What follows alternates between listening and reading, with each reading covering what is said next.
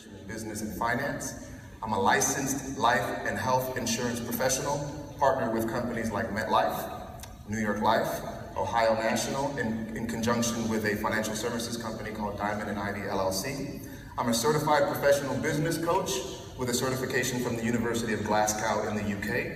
I own my own finance and business consulting company, and I'm also a Karat Bars affiliate. Now here's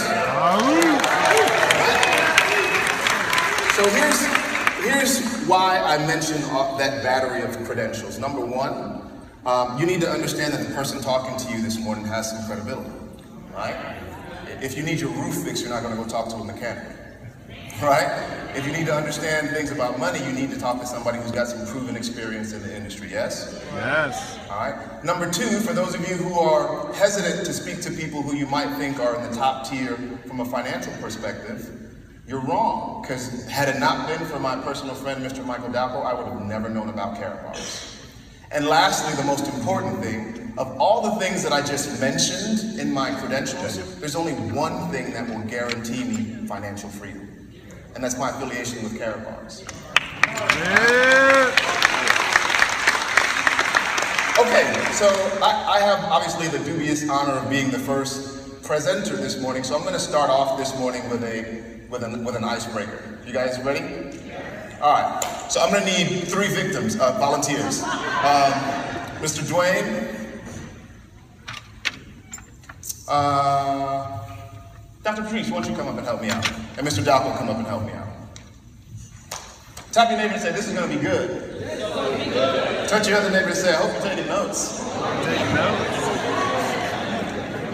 It's a funny story. I go to a church where they're constantly telling you to touch your neighbor, and I'm always thinking, what if my neighbor doesn't want to be touched? Right? We touching our neighbor at the beginning of the service, we high-fiving, by the middle of the service, by the benediction, we got our neighbor in a chokehold. I'm going, that's got to be assault and battery at some point, isn't it? All right, so let me start off with this one exercise. Okay, I want you to do exactly what I say. Okay, close your eyes. All right, I want you to take this sheet of paper in your hand and fold it in half. Okay, I want you to take the right corner of that sheet of paper and tear it off. Put the piece that you tear off in your pocket so that you don't litter. All right, I want you now to take that sheet of paper and fold it in half again. Okay. Take the left corner of that sheet of paper and tear it off. Put that piece that you teared off in your pocket. Okay? I want you to take the sheet of paper again and fold it in half one more time. Okay? Take the right corner of that sheet of paper and tear it off. Put that piece in your pocket. Okay, now I want you to open the sheet of paper and show everybody what you got. You can open your eyes now.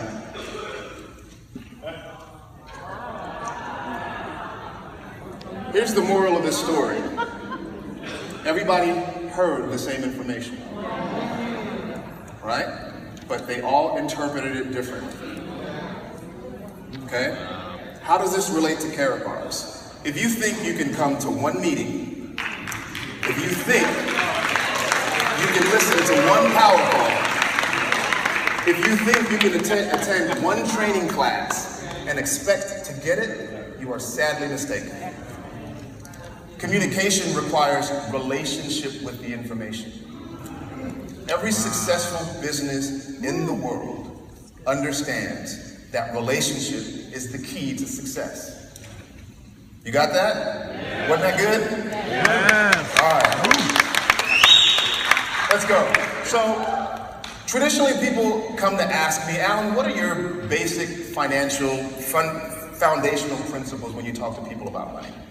Okay, so I'm going to share with you the 3 most basic that I share with people when they come ask me. Okay? Number 1 is, you got to keep it simple. I can talk to you all day long about complex financial concepts, but the truth of the matter is, you won't understand it. The example I just showed is I gave 3 or 4 simple instructions, and they had trouble with that. right? How many of you seen the prospectus on an investment package? If you have a 401k, you see that 65-page document. If it takes me 45 minutes to explain to you what's happening with your money, trust that you're not going to win, right? Wow. At the end of the day, finances are about two things: assets, liabilities, debits, credits. Asset accumulation, wealth depreciation. Two sides of an equation. You gotta keep it simple. Keep it simple, okay? Number two, it's not emotional, it's math. Think about that, all right? If you make $5,000, if you bring home $5,000 a month and your mortgage payment is $4,000 a month, and you ain't bought food, you ain't paid your light bill, you ain't paid your gas bill, ain't bought clothes, ain't bought milk for the baby, but you love your house while you are dying in it, get your emotions out of the way. 1 + 1 has to equal 2, whether you're looking at it from the front or from the back. It is math. That's all it is. You got me? Might say yes? Yes. All right. And the third financial principle is there's a difference between saving and investing. One's not good or bad, you just need to understand which one you're trying to do, right? Webster's defines saving as preservation from danger or destruction. Investing, it defines as to commit money in order to earn a financial return. Now, when I think about that word commit, I think about commit murder, commit a crime, right? I'm not trying to commit anything with my money, but I am trying to preserve it from danger or destruction. You got me? Right? So two sides of an equation. You can save or you can invest. They're two very different things, but you just need to understand which one you're doing. Right? Okay, so how many people do I have in the room that are interested in saving? Savers? Yes. Good. All right, so here are the 3 most common vehicles that people think about when they want to save money. Okay? Break it down, bro. Most people will think about a savings account. All right? But here's my issue with that. According to the FDIC's March 2017 report, the U.S. national average for savings account interest earned was 0.06%. 0.06.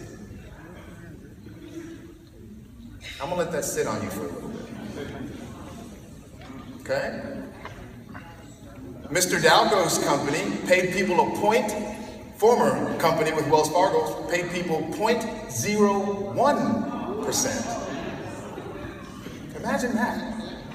So if you had $10,000 in the savings account over the course of 10 years, even with compound interest, you would have earned a whopping $9. Remember what I just said. It's not emotional. It's math. Keep it simple, right? So now when you account for inflation, your $10,000 would be between $7,600 and $9,100 saved. You should be mad. You should be picking up the phone after this meeting wanting to call your banker going, give me all my money. Right? Here's the second vehicle most people think about. They think about CDs. Well, you can get CDs in 1, 3, and 5-year options. The 5-year CDs are paying about 2% interest. Well, if inflation is 2%, how much have you won? None. Inflation's not 2%. Nothing at all, right? And the gains in your CD are taxed at regular income. It's not even taxed at capital gains. For those of you who don't know the difference, regular income is greater than capital gains. So not only did it get eroded from the 2%, they're going to tax you on what you lost. Wow. You should be boiling inside right about now, right? And the last most common one, people talk about, your 401k in the stock market. Let me just make a statement of clarity around 401k. I am not anti the stock market. There are plenty of people that make a bunch of money in the stock market. I am anti putting your life savings in the stock market, right? Most of you may have heard me make mention to the stock market being similar to Las Vegas. Las Vegas isn't bad, just don't go there with your rent money. Right? Don't go there expecting to leave with your rent money, because I guarantee you the house always wins. Right? Stock market's the same way. It is not saving, it is investing. Remember how we defined investing as committing financial suicide if you put your life savings in the stock market? And here's why I'm not necessarily a proponent of your life savings in the stock market. The stock market has a history of crashing. A history of crashing. Right? I encourage you to go and Google US stock market crashes, and you will see the litany of wealth transfers that happen on the stock market. All right? Let's take a look at a few. October 19th, 1987, they called it Black Monday. The stock market lost 22% of its value in one day. $500 billion in one day. The biblical term for a stock market crash is a wealth transfer.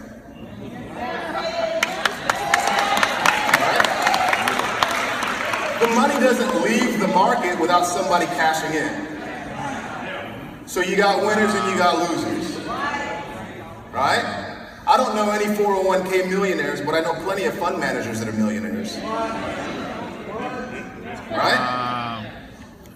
Here's another one.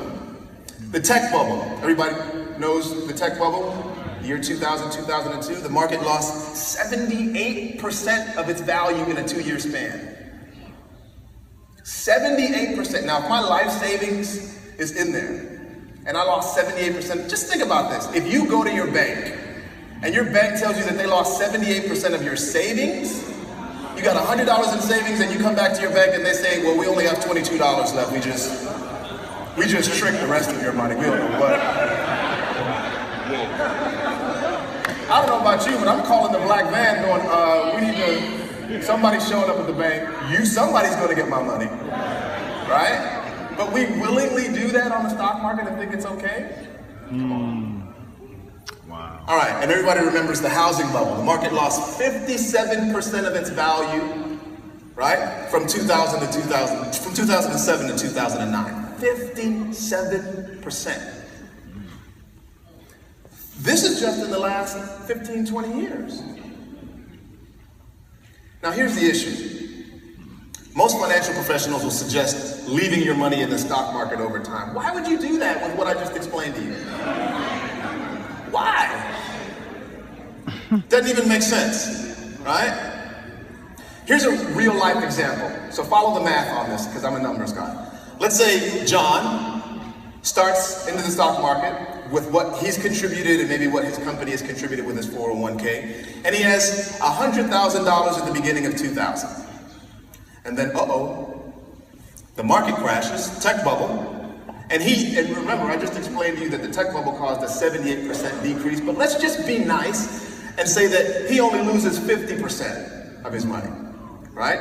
So he's got $50,000. 100 minus 50 is what? All right, so he's got $50,000. Here's the good news. From the year 2000, from October 9th, 2002 to October 8th, 2007, the market gained 103%.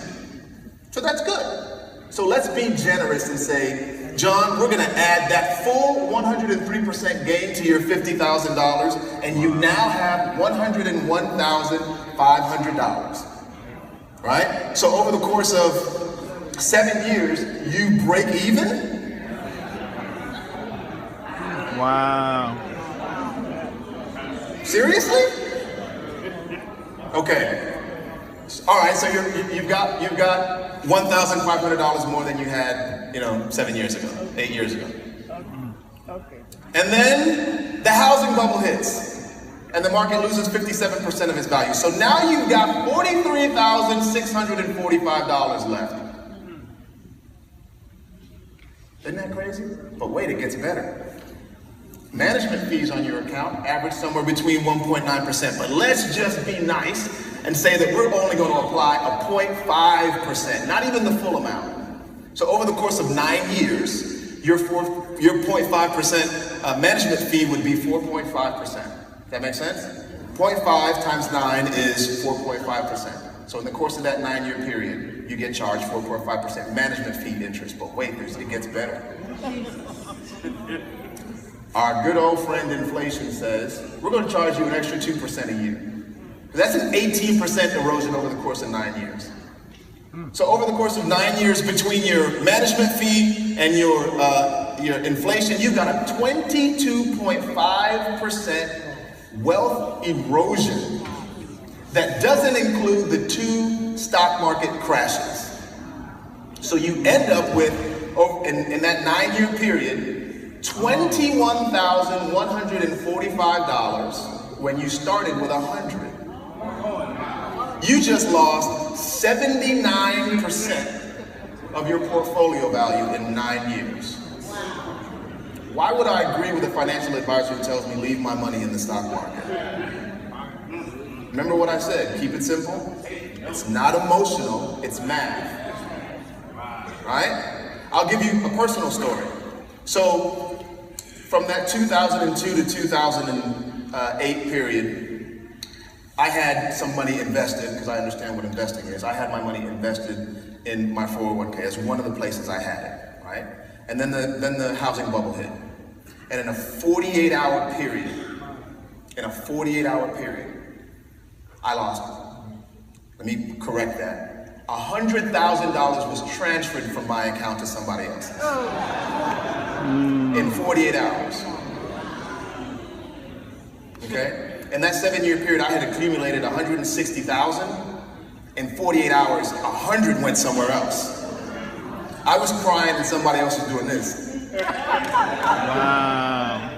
Right? And I called my financial advisor at the time and I said, hey, my fund manager, I said, look, what the heck is going on? $100,000 in 48 hours. And they told me, oh, well, the market, crashed, everybody lost money. That's just kind of the way it is.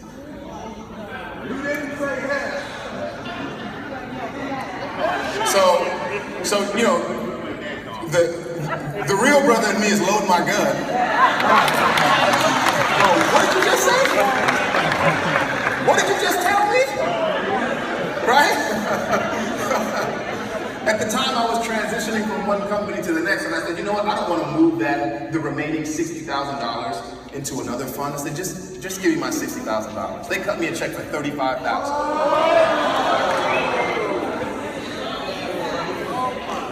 $35,000, taxes and fees. So from $160,000, I walked away with $35,000. I wanted to kill everybody I saw.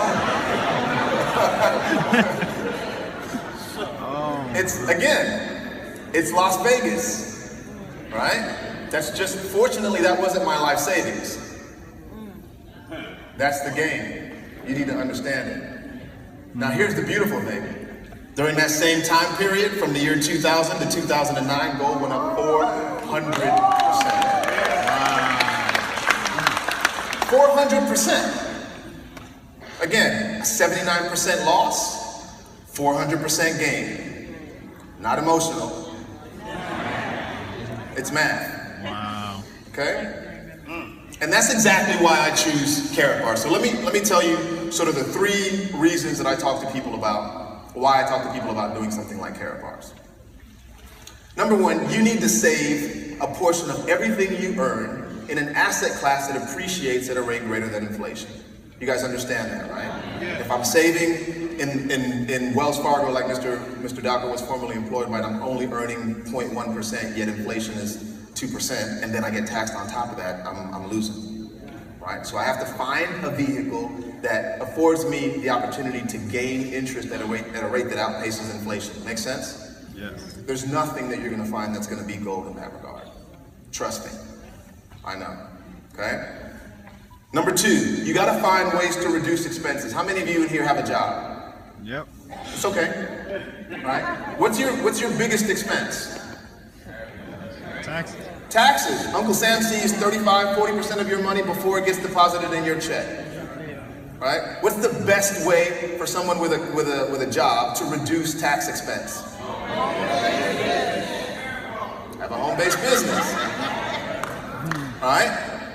There's no better home-based business than acquiring an asset that appreciates greater than inflation. Right? And lastly, you have to find a way to leverage, employ leverage.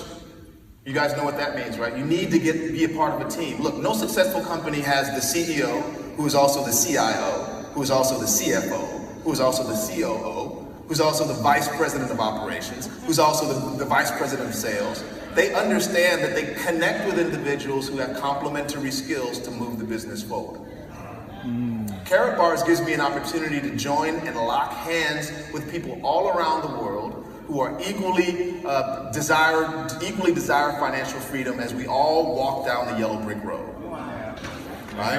I've been in corporate America over 20 years, and I've prided myself in trying to climb the corporate ladder. I don't have to climb anything in Karat Bars.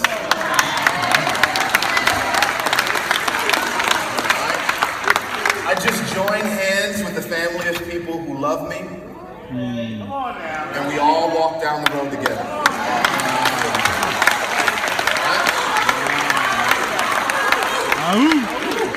That's good. Let's go. Let's go. So look, here's your homework assignment. Here's your homework assignment. You got to get registered. And for those of you who are new and are seeing this information for the first time, if there's nothing that I've said that's hit you, go home, let the Lord deal with you, wake up, slap yourself in the face for being disobedient, and then come back and get registered. Right? Number two, get a business package. I heard Mr. Dalco say this one time. If you've been working working for at least 3 or 4 years and you don't have at least $160 to invest in yourself, have you been doing the right thing? I hear people all the time tell me, I don't have any money while they're on their way to the movies. I can't afford that while you just pay $75 for your dinner. I had an investment, for a quick story, I had an investment property once, and I had a tenant call me and tell me, I don't think I'm going to pay rent because I really want to make sure that I can give my children a good Christmas. I'm going, it's not going to be good if you're on the street. What are you talking about? I don't want to keep a roof over my children's head, but I want to go buy them some Jordans? What are you doing? What are you doing? Okay, get yourself on auto exchange. If you are an affiliate and you are not on auto exchange, you are not serious about Karat. Look, don't raise your hand if you're not on auto exchange. Just go outside on the break. Let the Lord deal with you. Smack yourself for being disobedient. Come back and get on auto exchange. Right? And find 2 in 24. Duplication. That's what this business is about. It's the key to wealth. Look, I've made a lot of money in my lifetime. I pay more in taxes than most people make as an annual salary. And Karat Bars is the vehicle that I'm thinking about to get out. Yes. All we do is save a lot of gold, tell a lot of people, make a lot of money.